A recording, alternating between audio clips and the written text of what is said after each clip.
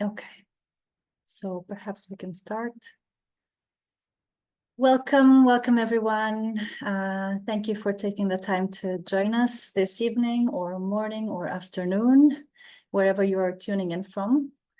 And actually, if you don't mind, can you please type into the chat just a quick hello and where you're tuning in from, just to see where we're coming together from today.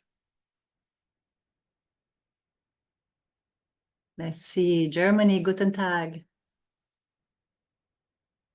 China, Wanshanghao,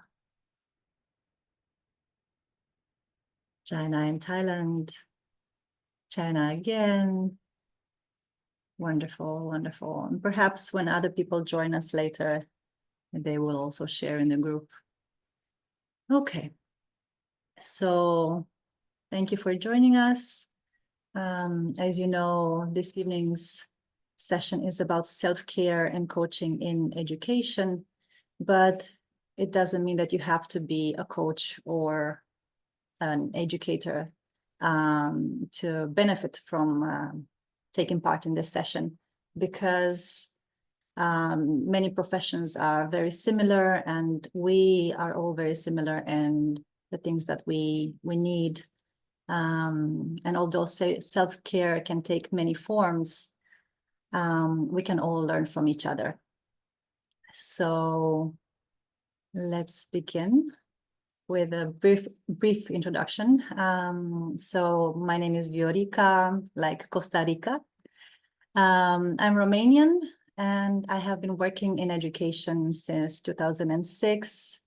I have worked as a teacher in Europe, in Asia, in different countries, different education systems. I have also worked as a teacher trainer. And in the last few years, seeing how the education system has become more and more demanding and seeing the toll that it is taking on students, teachers, other educators as well. I started going onto the path of coaching as well. And I am very interested in exploring this avenue and seeing what coaching can do in education. And I'm also very interested in self-care. And I think it's very important. It's very important for myself. And that's why I'm here this evening to share with you a few topics and aspects of self-care that I have come across recently as a teacher and as a coach. I am also trained as a coach with the Beijing Mindfulness Center Academy, and I am currently working on my ICF accreditation. So as we begin, I'd like you to first reflect on what you do for self-care when you are working. Now, work can be in a formal setting, in a company, in a school. It can be working from your computer, or it can be taking care of your home. So what do you do for self-care when you are working? And I'd like you to type in the chat, please, so we can share.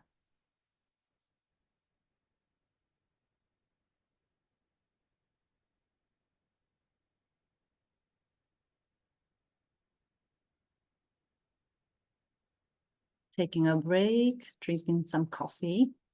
Nice. Remembering to drink water. Very true. Move my body, take deep breaths, hydrate. Nice.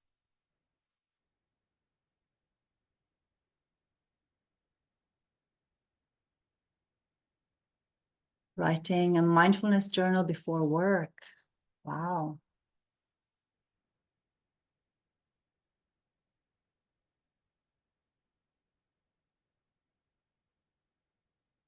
Stretch, play a game on my phone. water, walks, pet time, meditation. Very nice, very nice. Thank you all for sharing. And as we can see, we all take care of ourselves in different ways, but also in very similar ways. And I'm very happy to see that you find the time to do all these things as you are working. Because as we know, very often that is the number one challenge, not having enough time, right? And so for tonight's session, there are two things that we will be looking at, and I'm grateful to Dalida for bringing curiosity regarding this topic. And that is, what do teachers need when it comes to self-care? And what can coaching do to support them in their work and well-being? I would like to start by sharing this research that the International Baccalaureate did recently. And if you're not familiar with the International Baccalaureate, it is a system and an education system that is very well known, is very popular around the world, and it's an excellent education system. It prepares students for university, for future work, and for life. At the same time, it is very demanding. There is a lot of work for everyone involved, students, teachers, administrators. And so the IB is very concerned about all of the stakeholders' well-being. And so they recently did this research, and I will quote a bit from their summary. And it was published just last month. And the first thing is that teachers report one of the highest levels of occupational stress and burnout on the job compared with other professions. And that workload is one of the most prominent factors leading teachers to leave the profession. And the IB also came up with a teacher well-being framework. And as we can see here, it's not very different from what we might expect in other settings, in maybe the corporate world and any kind of work setting.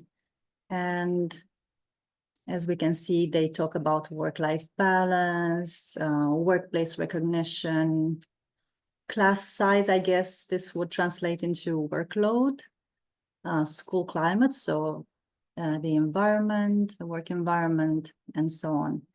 And we can make a correlation between these and different aspects of self-care as well. And this evening, we will touch on some of these. We don't have time for all of them, but we will touch on some of the aspects that came to me as a result of a session that I led in March at IRCOS, International Teachers Conference. IRCOS is an organization, let me see if I remember the acronym, means East Asia Regional Council of Schools. And they organize yearly professional development events for teachers and school leaders and so on. And this year I was fortunate to present there. I led a session on well-being for teachers. And so the rest of this session will be based on my findings as a result of that, my discussion with teachers during that session. And so I decided to look at what teachers need in terms of self-care and what are some of their challenges, because this is what came out of the questions that the teachers asked. And I will share here some of the questions. Often we give too much and fail to receive because we think this is our role as educators? How can we be kind to ourselves without feeling selfish or guilty? How do teachers effectively but politely tell admin no to additional work that would hurt teachers' well-being? And how can teachers who are too busy working also promote themselves, their efforts, and the value they add in the workplace? And again, we can probably draw parallels with other professions, and I'm sure many of us have felt selfish or guilty taking care of ourselves when we thought that we could have done more work and been more productive and more effective.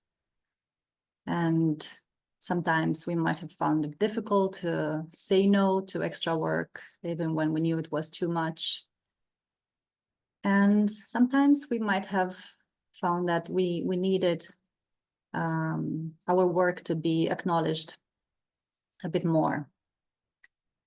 And let's go to the first. Please put in the chat if you resonate with any of these, or if you have been in any of these three situations. Please put in the chat number 1, number 2, number 3, or all 3.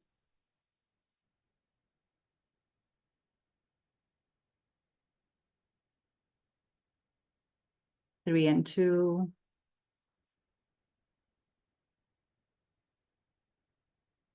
2 and 3 again.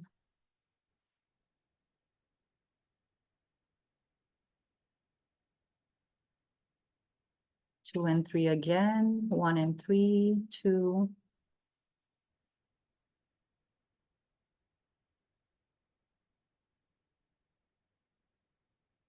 Okay, so let me see if there's any other response. No. Okay, thank you for sharing. So we will move on to the first question. And what can coaching do when the client feels that it is selfish, or they feel guilty when they take care of themselves because they're very used to giving and giving? Perhaps the coach could explore beliefs with the client. And I would like to share a bit about my recent exploration, let's say, into my own beliefs about self-care and well-being. And it started with a friend that I hadn't spoken to in a long time, sending me a text message to ask how I was doing. And as I was about to write, I'm trying to balance work and well-being. My answer didn't really sit right with me, but I sent it anyway. And then that same day in the evening, another friend that I hadn't spoken to in a long time sent me a message to ask how I was doing. And I was preparing to write the same answer. And again, it didn't feel right. And then I wrote, I'm trying to combine work and well-being. And that changed my perspective, because I realized that I was looking at them as two different things, two separate things. I was working at work and I was taking care of my well-being outside of work. But what I actually needed was to combine them, because although I was taking care of my well-being outside of work, I still needed to do that at work in order to function and feel good. So this was my first shift, which happened a few months ago, not long ago. And what self-care means to me, apart from this, is also to listen to my body. So if I am to combine work and well-being, then while I'm sitting at my desk, I can also pay attention to my body and see if I need to get up, stretch, hydrate, go for a walk. And there is a quote that I really like by Thich Nhat Hanh, and it goes something like this: you can't heal your body if you don't pay attention to it. And I find that this is very true for me. And if I listen to my body, then sometimes that means perhaps doing less of the things that I know are good for me and that I enjoy, because it's too much. And so sometimes this means practicing JOMO, joy of missing out, instead of FOMO, or fear of missing out. And I really like this phrase, JOMO. It always makes me smile. And it makes me feel good. Okay, I don't need to go to that event, JOMO. And another thing that comes to mind is that when we are struggling, when we are feeling like maybe we are failing or we are overwhelmed, and we see that those around us are doing well, at least in our perception, we might feel alone, and we might not want to open up and talk about our difficulties or ask for help. And this was also very important to me, to remind myself that I am not alone, and I can go to a friend or a coach or a family member or a colleague, and I can ask for help. I can be with a coach who can hold space for me to process what I need to process. And I can also talk to friends and know that I will not be judged. Sometimes we can be our own worst judge. And last but not least, going back to self-care, being selfish. This was another shift that I needed to make, and that self-care and self-love are not selfish, and that they are the same as love of others, because when we take good care of ourselves, then we can also be there for our loved ones or our colleagues, those around us, and we can give them our best. And there is another quote that I really like by Thich Nhat Hanh, and that is not by Thich Nhat Hanh, sorry. This came from one of Deepak Chopra's meditation programs, one of his free meditation programs from a few years ago. And he said something like, when the most generous thing you can do for your loved ones is to take good care of yourself. And that has stayed with me. And so now I'd like us to do a mindful reflection together.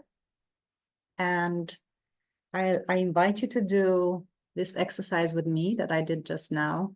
And I will guide the reflection, so you don't need to do any thinking and you don't need to think ahead.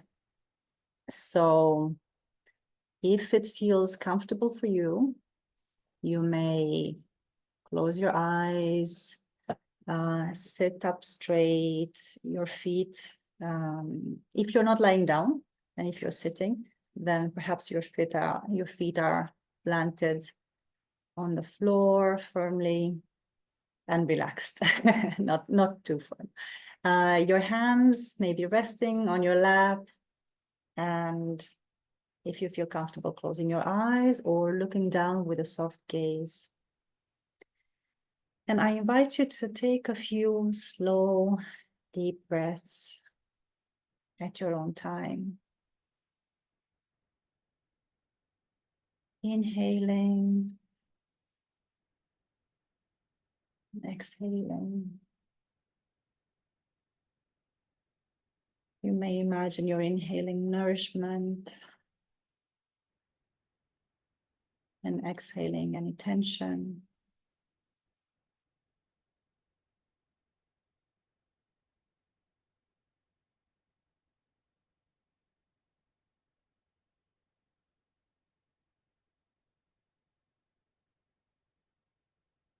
And I invite you to place your attention at the top of your head. And we will do a quick body scan and notice if it's any tension and see if we can relax even more. Moving down to the forehead, the back of the head, the cheeks, the eyes, and the jaw. The jaw can hold a lot of tension. The neck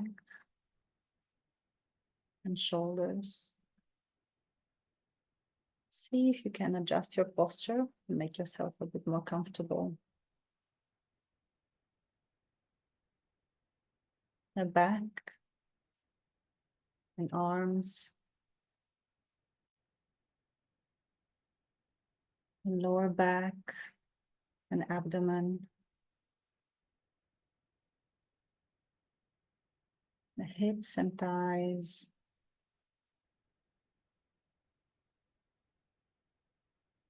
the knees that do so much for us. We may say thank you to our knees.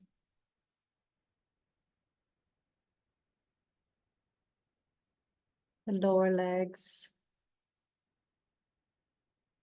ankles, wrists, feet and hand. You may give your toes and your fingers a wiggle. You might even wiggle your nose if you can. And I invite you to place your hands anywhere on your body where you feel it helps you connect with yourself.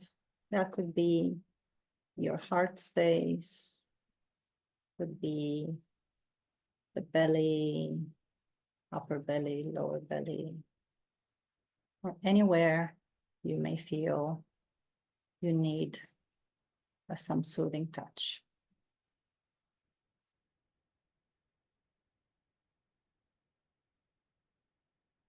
And I invite you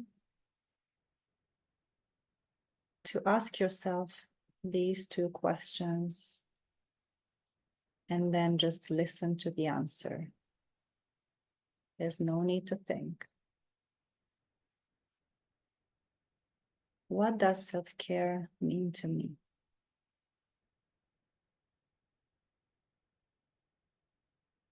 What does self-care mean to me?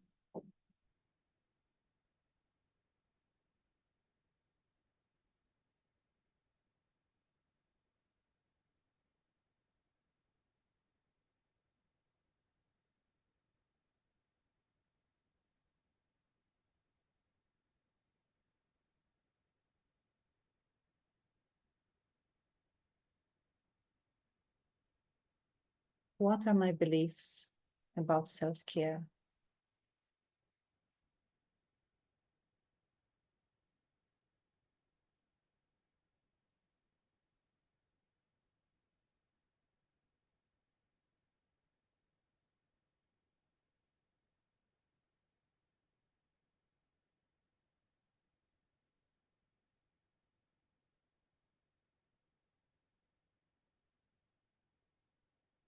You may continue listening, or if you'd like to write down some of your insights, you may do so.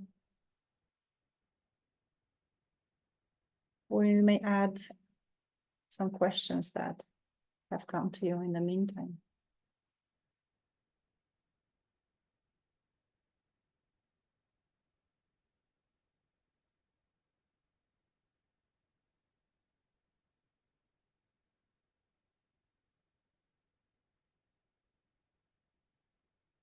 And if you are ready to come back, you may rub your palms together to warm them up.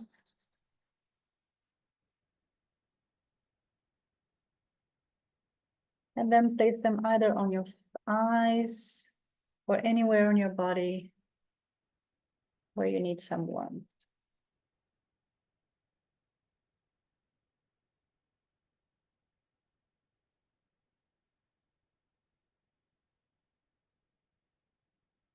Okay, I will not ask you to share in the chat, but if in the next few days you'd like to get in touch and tell me how this exercise worked for you, you may do so.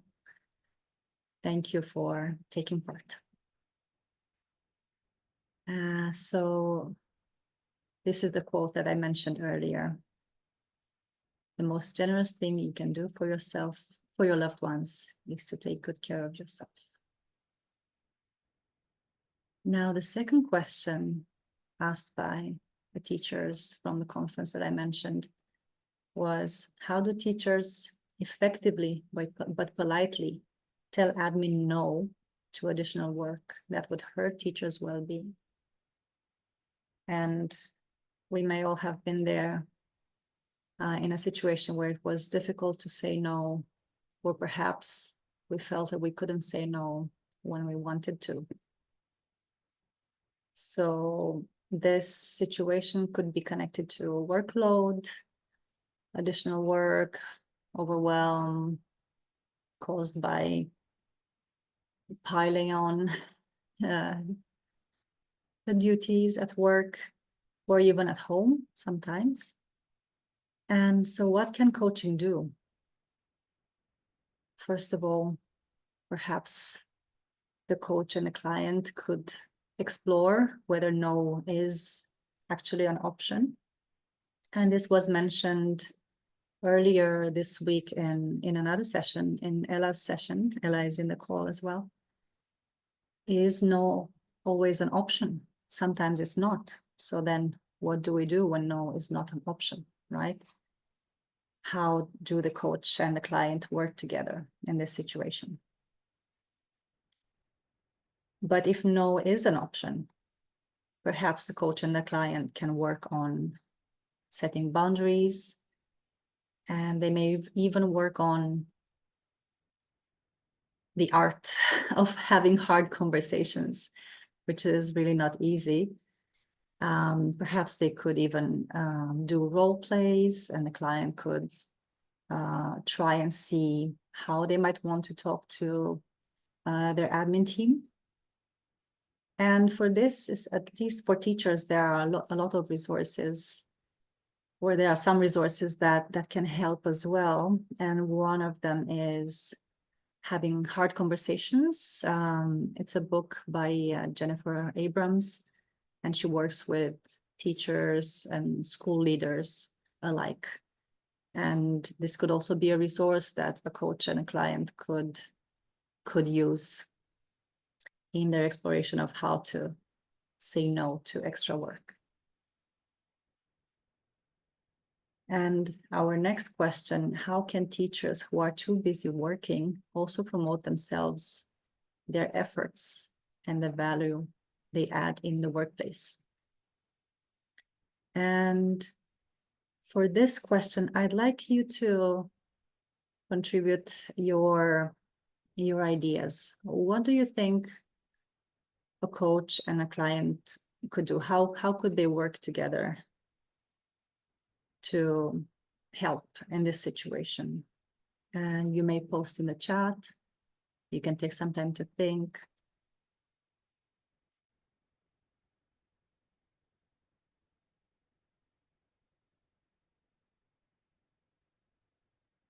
And this is an issue of workplace acknowledgement. So when the teacher or the employee is not feeling acknowledged or would like to have more acknowledgement or to have their results show, but they're too busy.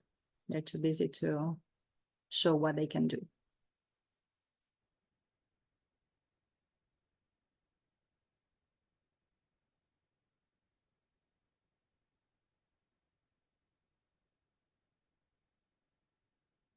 Sorry, I'm clicking too much.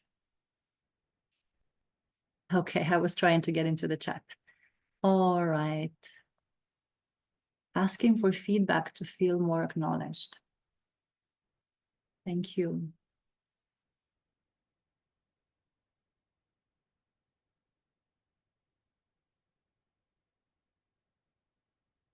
maybe have specific meetings where it is covered in the agenda to acknowledge key people and things to celebrate. Nice. Making sure teachers are getting in front of the right people in the organization when possible, working with the teacher as the coach to map out the key stakeholders in the organization and what needs to be covered.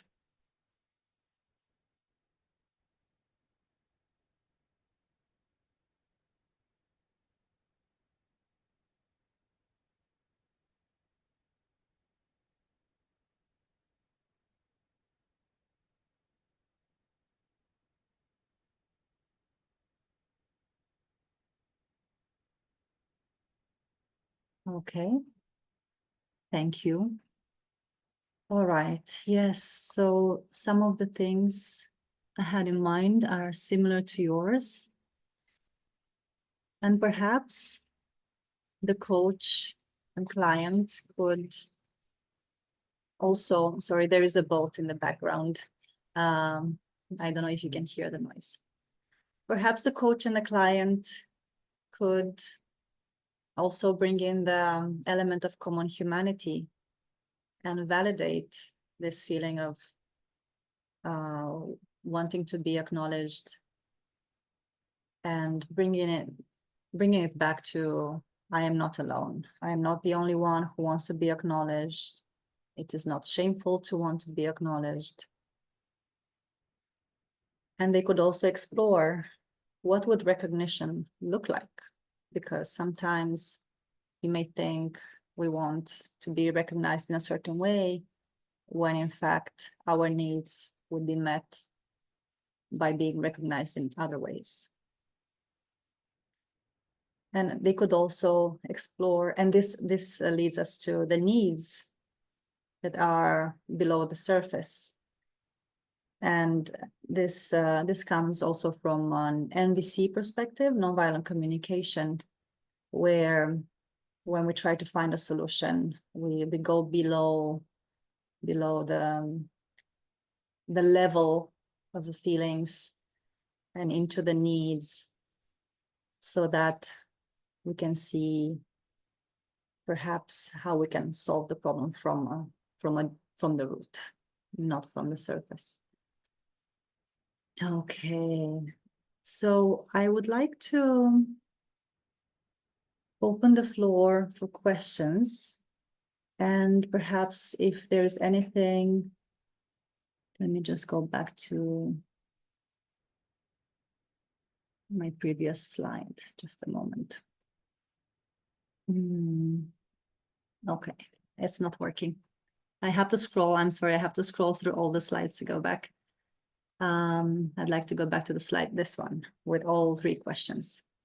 So I'd like to open up the floor for people to share their own experiences, having been in these situations or having witnessed people in these situations, and what was done and how did the person deal with these situations, and if they had any support from perhaps a coach or a friend. And feel free to unmute yourselves or to type in the chat.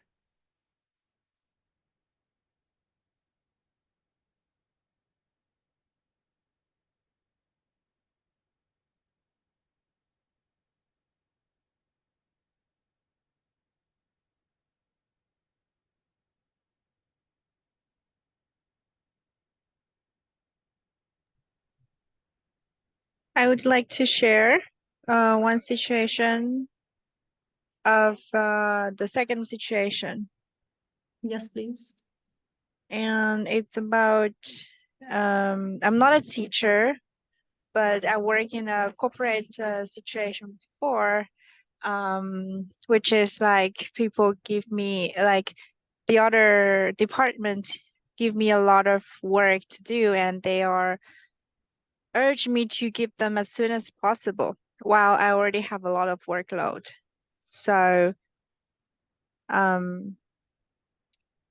I just like put all the work I need to do in the email and to just to say that I would love to do this work, but I already put this all this work in order and in this schedule, and your request comes within this time.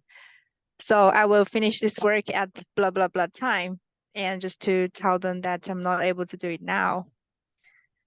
I don't know, like I'm curious, like how does like teachers' daily work looks like for them to be hard to say no in this situation, and how you guys handle that, because I feel like maybe the students' needs is more like urgent, it's individually, like different from the corporate work. Right, right. Yes, well, in schools, you have your classes that you teach and you plan, and you may also have different other duties, right? So you can have events, and so other things may come in when you, like in your situation, you planned your work, and other things may come in that need to be done in a short amount of time, right? And that means that the work that you had planned now needs to go back to the back of the list, right? So I think the situations are quite similar. And how you laid out your work in your email, and was it a positive response? I am actually because my job before was legal, so it was like the salesperson just sending me emails saying you need to give me this. So we are always on this contrary need. And there are like, in my perspective, they're always very pushing. In their perspective, we are too slow, and we always reject them. And we are always in this opposite position. So even I answer them, oh, I have all this thing, but they don't really, just give us like good attitude, but they don't have the power to, just to judge us or say we are not capable of doing work neither. Yes, not an easy situation for sure. Yeah. And I just kind of feel like both of us, both the sales department and the legal department, sending a message, we copy our leader, our direct leader. And it feels like they are the judge at the end. We're just gonna explain everything here. So maybe that's something related to how to politely tell the admin, like in this situation, we are only responsible for our leader. We don't actually need to argue between the departments. So just kind of let them know, and just to get the right people's understanding. Thank you, thank you. Yes, it's difficult, I guess, when you have two teams that are that have their own work, but then they depend on each other as well. Yeah, exactly. Right. That is a bit different from schools, although I guess maybe not too different, because we may have different projects or events, and so they come in when we might have already planned something else to do with our time. Okay, thank you so much, Chilin. Would anybody else like to share anything related to these three questions? Perhaps a similar situation and how it was. Sure, I would like to share if that's okay. Yes, please. So I'm not a teacher, but I do coach teachers. And one thing I've noticed and that I have a question about is it seems like many teachers, that there are a lot of people representing their work, but there aren't a lot of opportunities where they're often able to represent their own work. So maybe there's a teaching coordinator or something, and that person's dealing with the headmistress or headmaster. And so I'm wondering, how do you advise teachers who might not have a direct contact to the top of their organization to actually advocate for themselves and their work instead of having someone else do it on their behalf? Right, right. And this is the difficult part, right? When they don't have that maybe head of department or that direct line manager that can advocate for them on their behalf. Yes, so actually this was one of the questions that I also wanted to ask to the group. But perhaps teachers could fall back on other teachers, and perhaps as a group they might be able to cause some change to happen, or bring their issues to the management. But yes, I actually don't have an answer to this question. It's difficult, and that's when you do feel that you are alone, like when you don't have someone that can go and speak for you. But usually in schools you have your head of department, and if not, then I guess finding a buddy, finding someone that you work well with, and trying to get support in that way. Or even at other schools, getting in touch with teachers from other schools and seeing how they do things at their school, and perhaps finding some solutions that way. But usually, if we're talking about a teacher, they could go to HR. But we have line managers, right? So you have principals and HR, and head of school is at the head of school is at the top, but often you don't need to go all the way to the top, because you should be able to find the school counselors. School counselors could be a good resource, actually. The school counselors. Yes, the school counselors could be the person to go to, perhaps. Thank you. Thank you. Thank you. Okay. Would anybody else like to add anything? Yes, Yvonne? Hey, Hello. yep, thanks for all the sharing. And in particular, I really like the part on the JOMO, because very often I feel guilty that I should be participating and be a team contributor and so on and so forth, and be present. So even when I felt that it would not benefit me to be part of certain things, then I still join. And then sometimes it is a week after week, So I think thinking of it as an opportunity for me to self-care is helpful. I think we spoke a bit about when work comes to our table, and then there are times we can't say no. I'm not sure for other organizations, but I think most organizations, we always have somebody to report to unless we are the boss, right? And for me, I'm not a teacher, but I'm a coach for business CEOs usually. They are small, medium enterprise, and and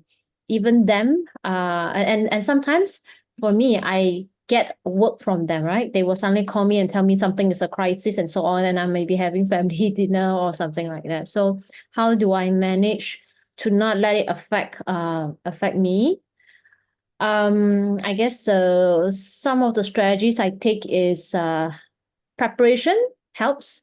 Preparation means that like I constantly try to improve myself by learning more stuff, so that when the question comes, I feel like I don't need to do as much work, and I can already know where the resources are to do the work quickly to solve the issue. I think another thing is, before I try to work outside my working hours, I will tell them that, oh, okay, try to understand first and say that, okay, can I get back to you tomorrow or another day, or sometimes something requires more time, then I will just give a more future date, like next week, unless it's very urgent. And then when it's very urgent, then I would sacrifice a little, but I make it really an exceptional so that over time they will respect my time. Yeah, and I think by me doing that, it helps to reduce a lot so that I get back more of my own time so that I'm less stressed. But sometimes I feel I do have to do more preparation, including apart from learning, it's also about strangely it's things like exercising and taking supplements. Because when I have a high energy and a passion in what I do, it's not about the timing, right? It's about whether I can absorb so much things to do in that time. And I see it as sometimes if I overwork today and then the next day I just take back the rest. So I felt like that is something that I'm willing to compromise and I can work that way. So I find my self-care as a reward after that. But I try not to let it be continuous. I suppose that's what I usually. Thank you so much for sharing. Yes, I guess when it takes time from our own personal time, right? Like our family dinners, and it's very difficult when we find that we feel that perhaps our personal time is not respected. Yeah, thank you so much for sharing. Okay, so I have an issue with my PowerPoint, so I will have to just scroll down so I can get to the next part. Okay. All right. Okay. Okay, so what else can coaching do? And I would love to discuss this again sometime. Perhaps one thing that coaching can do, as we know, we don't have a coach in every school and not everybody has a coach. And when something is happening, our coach might not be with us and maybe we don't want to call them when it's dinner time, right? And so one thing that, one way in which coaching can help could be perhaps through peer coaching.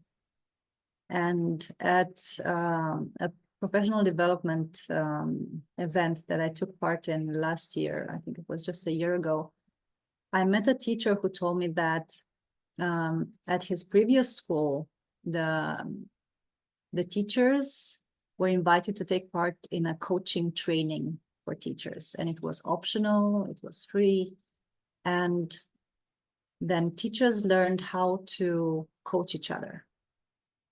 And it was perhaps not at the ICF level, but they learned how to ask each other powerful questions and how to help each other when they were in difficult situations or when they needed someone to listen to them so that they could clarify things for themselves.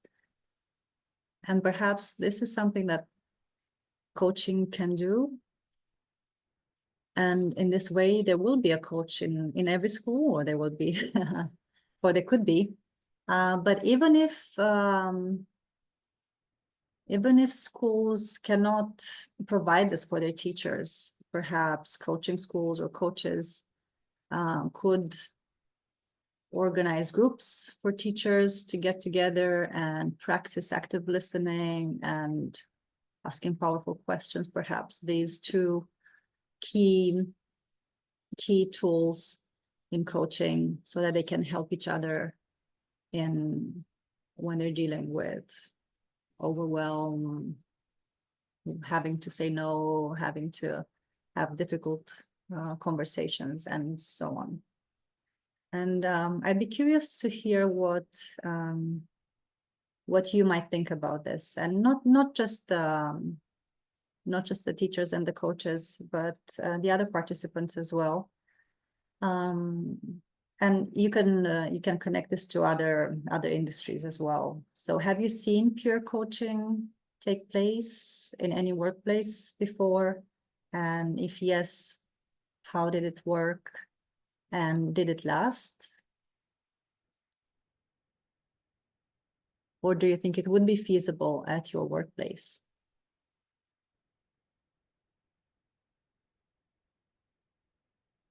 And you may type in the chat if you want, or just unmute yourselves. I think I can share. There was once I go through something that I found was very challenging, and I had a colleague that was available to have a conversation with me, and this person, she also happens to know some coaching technique because she's a life coach. So I felt that during that conversation, I felt heard, not hurt, but heard by somebody. And when I felt that, and when she listened very actively, she made me feel that I was okay, like, and that my worries were valid.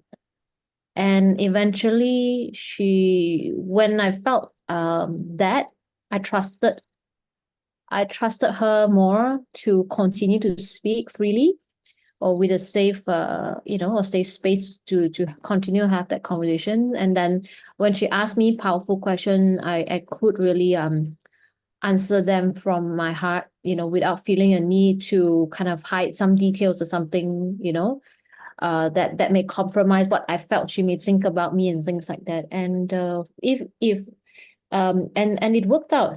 Eventually, she also made some suggestion, although she is coaching, but she did make some suggestion for me to think about. And at first I found it hard to take that action, which is make some confrontation and then speak to another person involved in the issue.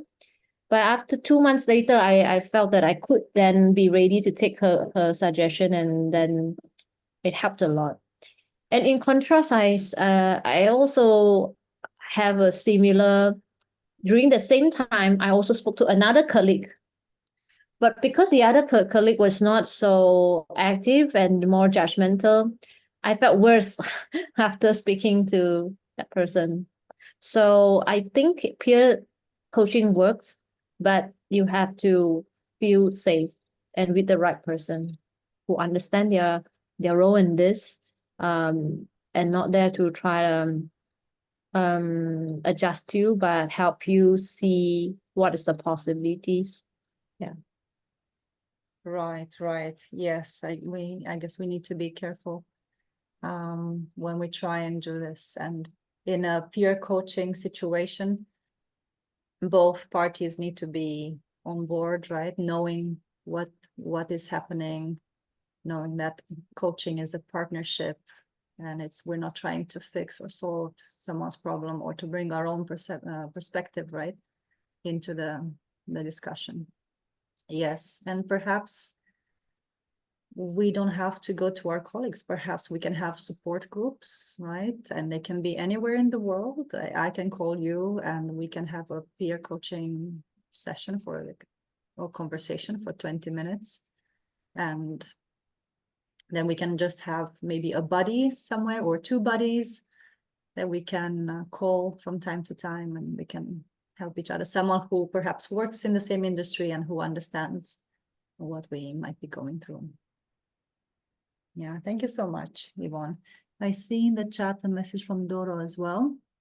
I'm not working in education. In my first job, after a workshop, we did. But after a few months, we stopped. So you did coaching, peer coaching after a workshop, and then after a few months, you stopped, which was a pity. I think we both had too much to do. I'm sorry.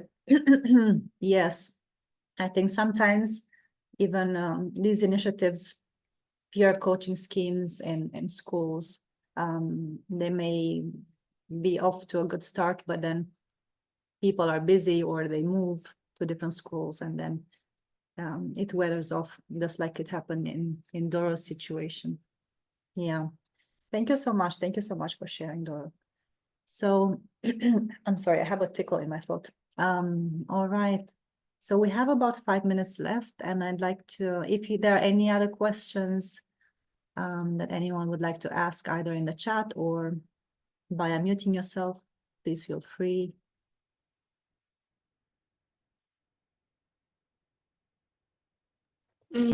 I would like to ask one situation, because I am coach. I'm a coach, but my mom is like a high school teacher in a traditional Chinese school. so who actually have to, you know, help the kids to go to the final exam for college, the Cao. And I think most time she get burnout is that she prepared everything, and but the kids is not listening, something like that.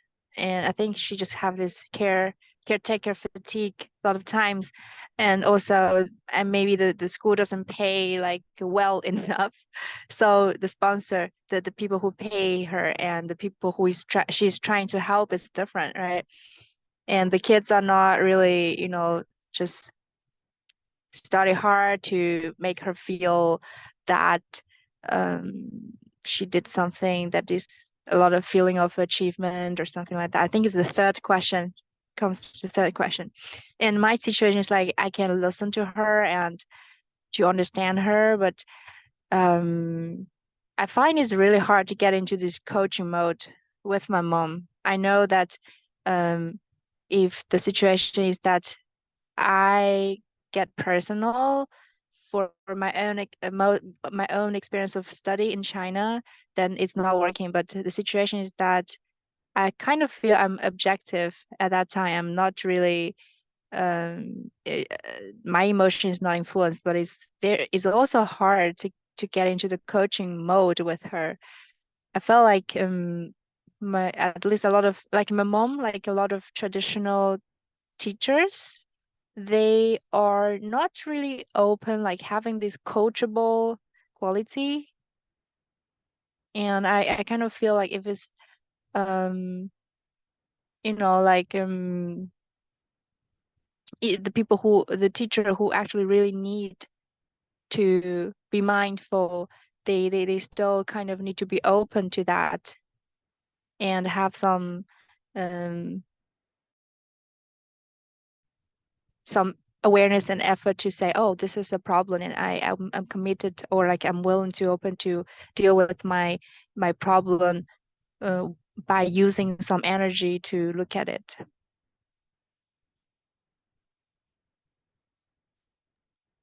Right. Yes. Yes. It's Yeah, I yes. just wanted to hear your opinion towards this situation. So when the client, or when we are dealing with someone from who is a family member, or someone who is not willing to be coached, or both. Right. I feel like she need help, but it's like it's kind of need her to participate as a coachee, so it actually takes some energy. She need to take some energy to get into this to solve this problem. It's kind of like that.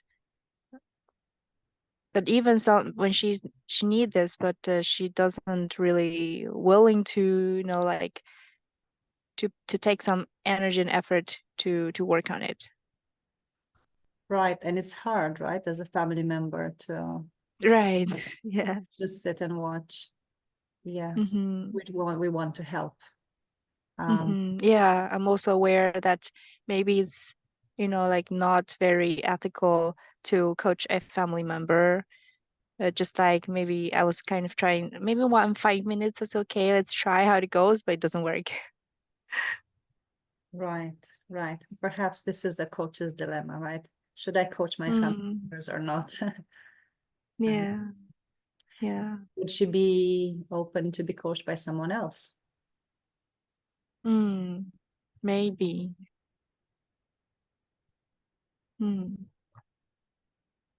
Yes. Mm. Okay, thank you, Chilin. Yes, it's always difficult when it comes to family members, and we want to help, but we don't have solutions. Thank you so much, everyone, for tuning in. Thank you for being here with me. And it is almost 8 o'clock here, 9 o'clock in China, and so on. If you're interested in that study that I mentioned, Wellbeing for School Teachers, you can just do a quick search on the IB website. And if you'd like to get in touch, these are my details. And thank you so much for being here with us today and tonight. have a good evening or wonderful day. Yeah, Thank you. Thank you, Viorica. Have a Thank nice night. you. Thank night. you, Rika, and everyone. Nice sharing. Thank you. Thank you, Yvonne. Yes, thank you so much, Viorica. It was really nice. Thank you, Elijah.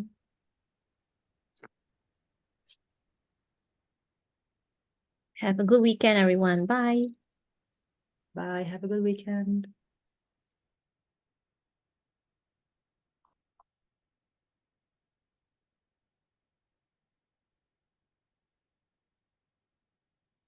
Thank you. Bye-bye.